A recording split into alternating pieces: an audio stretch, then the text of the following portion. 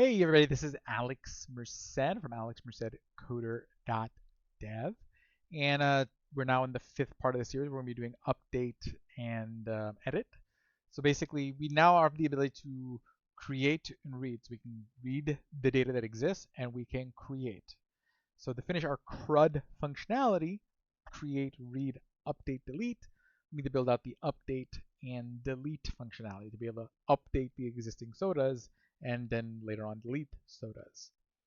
And again, in order to create all this functionality, we follow RESTful conventions. Okay, so we follow the RESTful routes.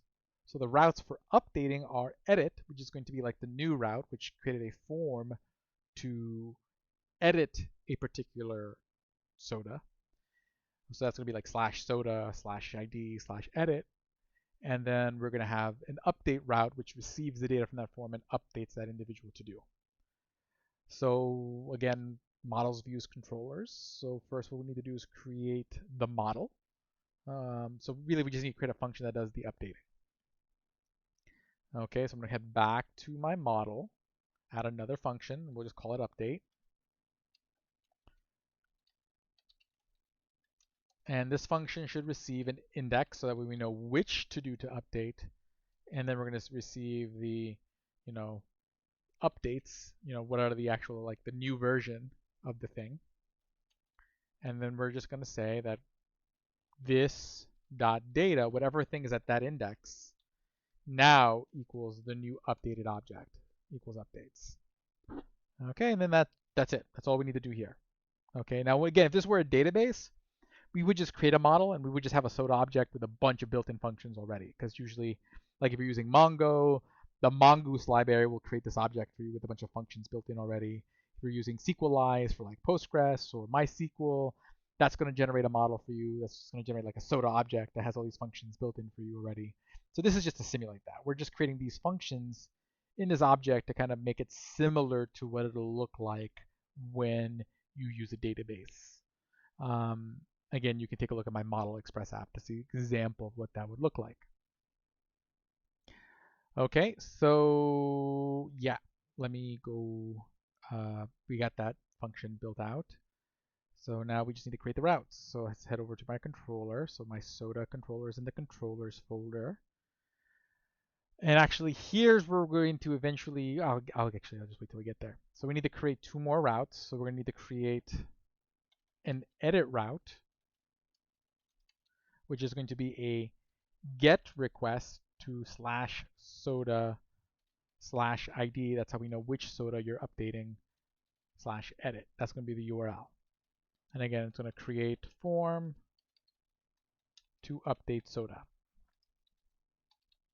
And then we need to add a update route, which is going to be a put request to /soda/id. That's how we know which soda you're updating.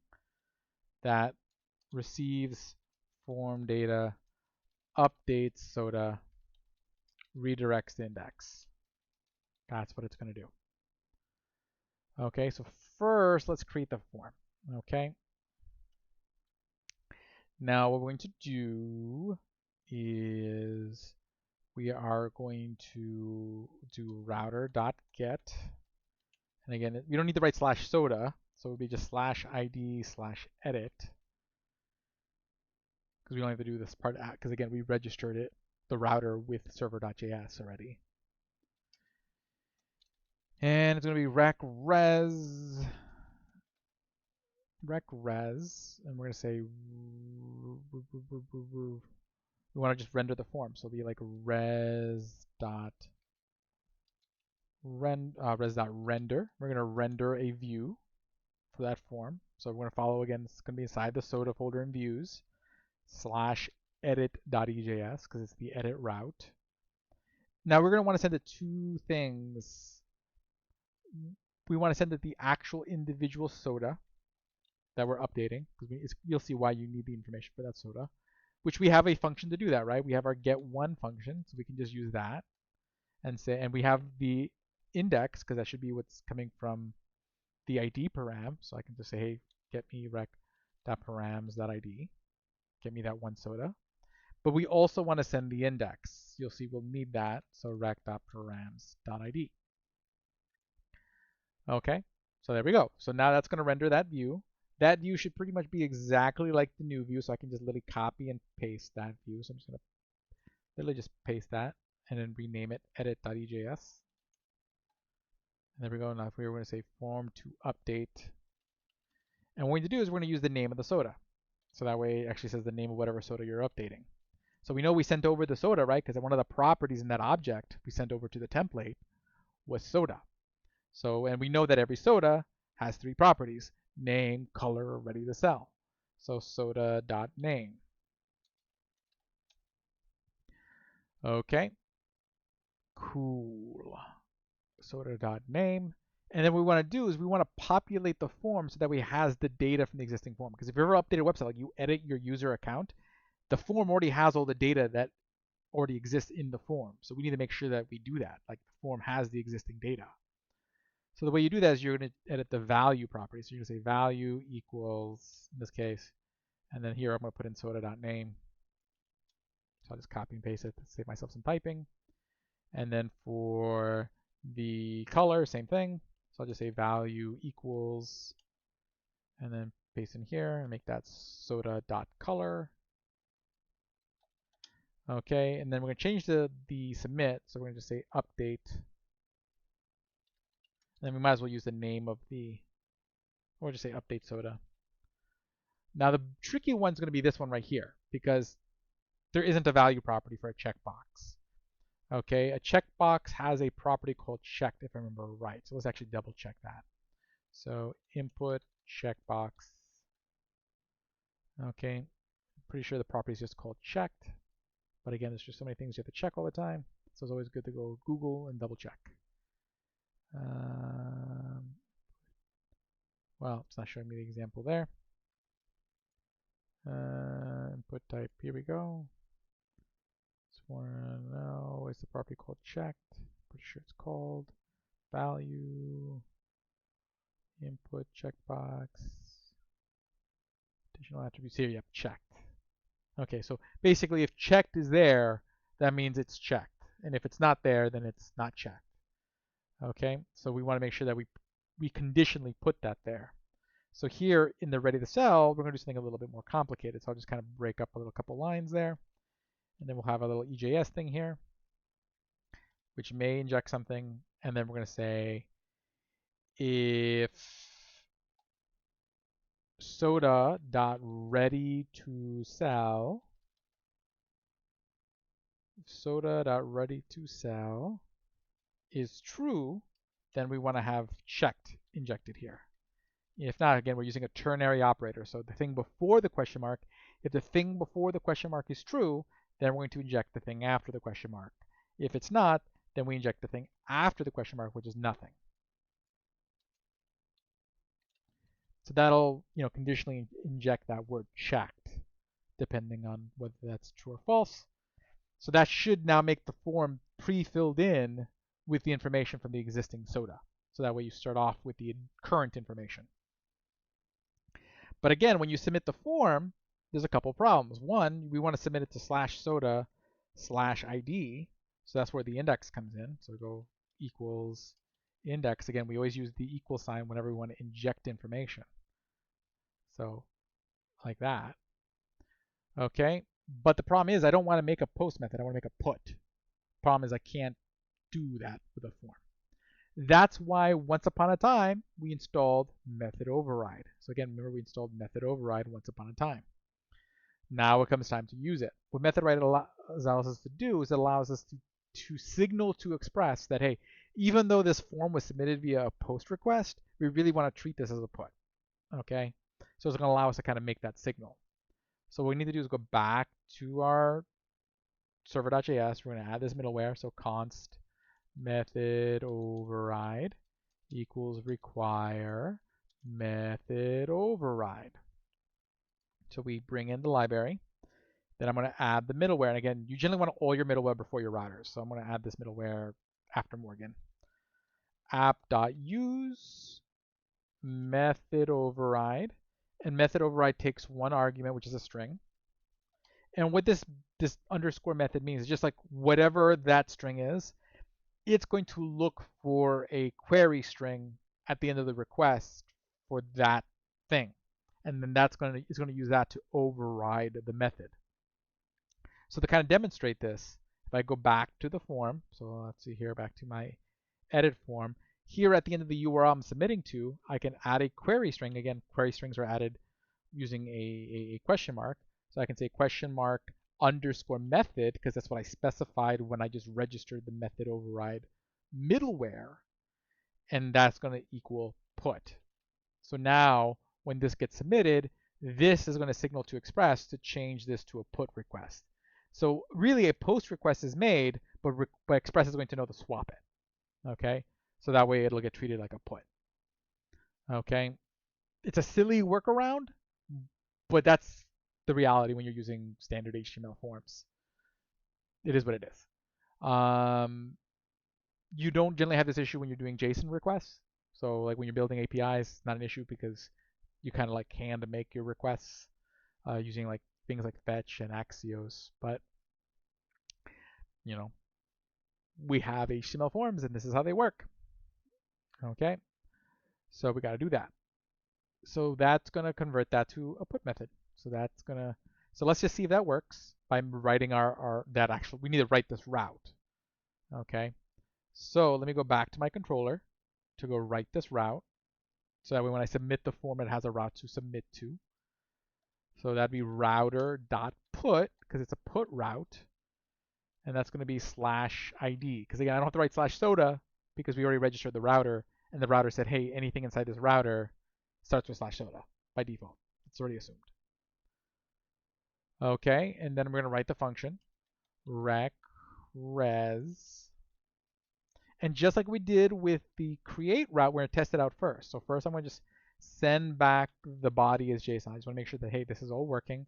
That when I submit the form, I'm submitting the data that I think I submitted. Okay, so that's all set. And again, I have Node.mon running. So again, this is restarting every time I make a change. So let me go back to our routes here. So let me go back to the list of sodas. Let's go back to, well, I have no way to actually get to the edit form. I don't have a link for it. Now, where should that link be? Shouldn't it be on this orange soda page if I want to edit orange soda? So that's probably where we should add the link.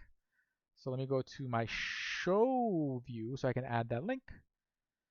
We'll just, create an ahref. Actually, let's put that before the link to the back. So we'll say ahref equals ahref equals /soda/ we're going to need the index, which I don't think this is receiving yet, so we're going to have to update that. But we know we're going to do that, so let's just write index. Okay, and we'll adjust that in a second. Index, and then we're going to just write edit for that link. We'll make this a button.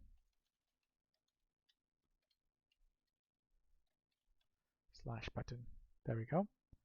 And now let's go back to server, the controller, because I need to make sure that this index is being passed to this template. So I'm going back to the controller, go back to my show route. So here's my show route. And see, right now it's only passing in soda. So I'm going to go over here, create another property called index. And I know that index is the ID, so I can do rec.params.id. And that should be good. So now if I go back to Express here, and I refresh this, see now there's an edit button. And if I click edit, oh, that's not doing what I think it should be doing.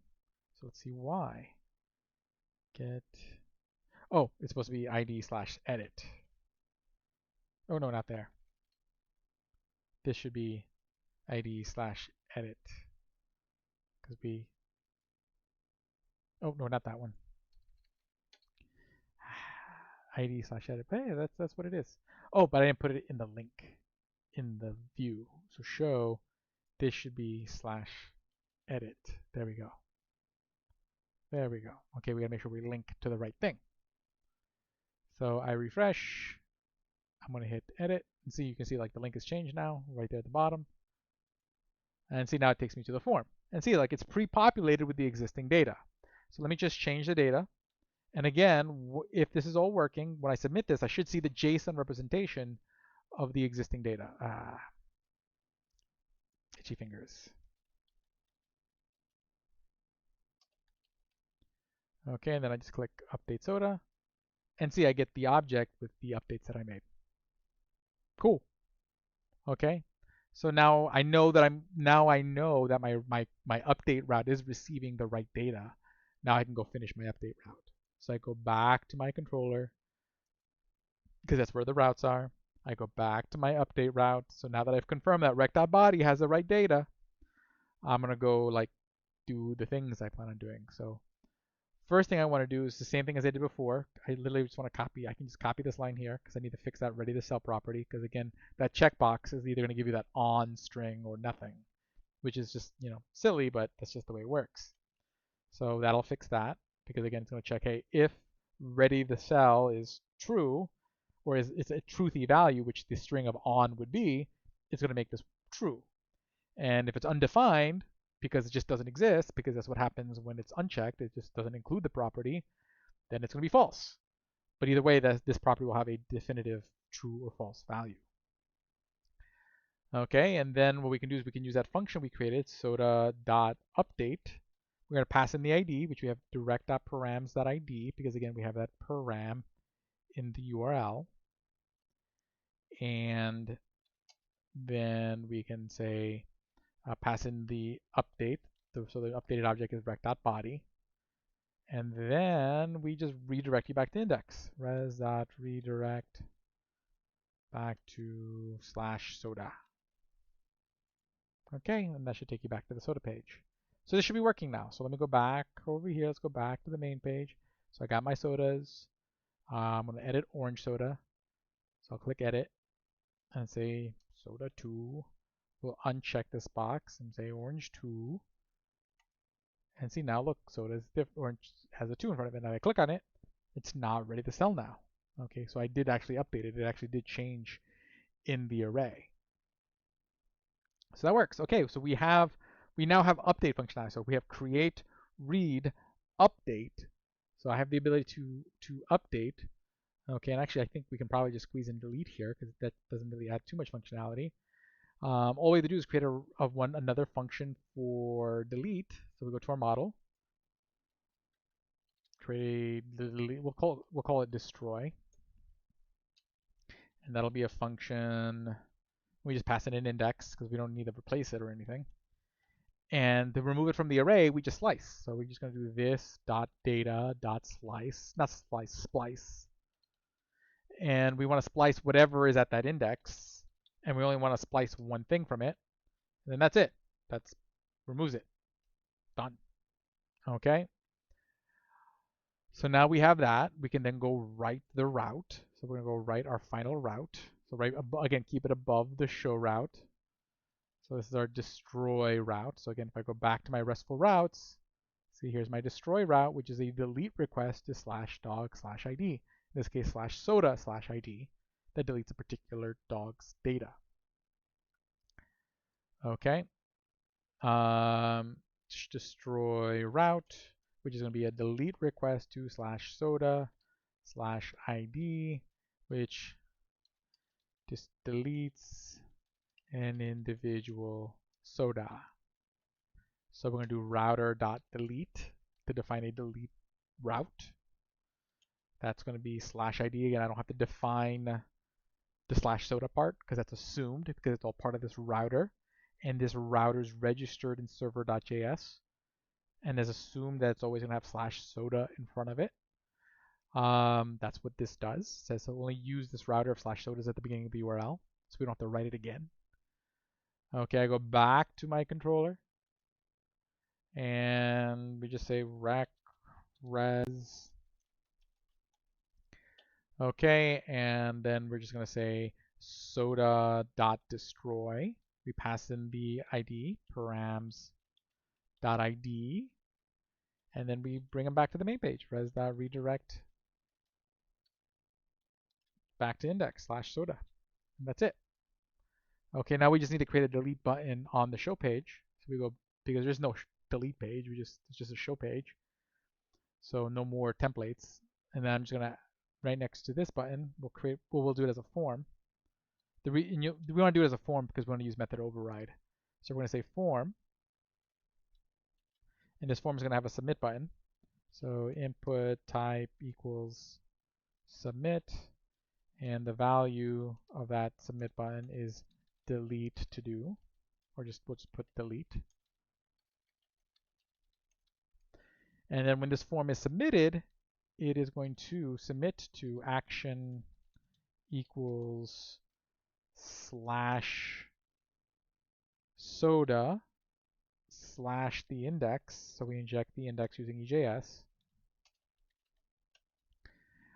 And then we want to use method override to override. So we're going to put that thing at the bottom at the end, method equals delete. And then we need to make sure we include the post method to begin with.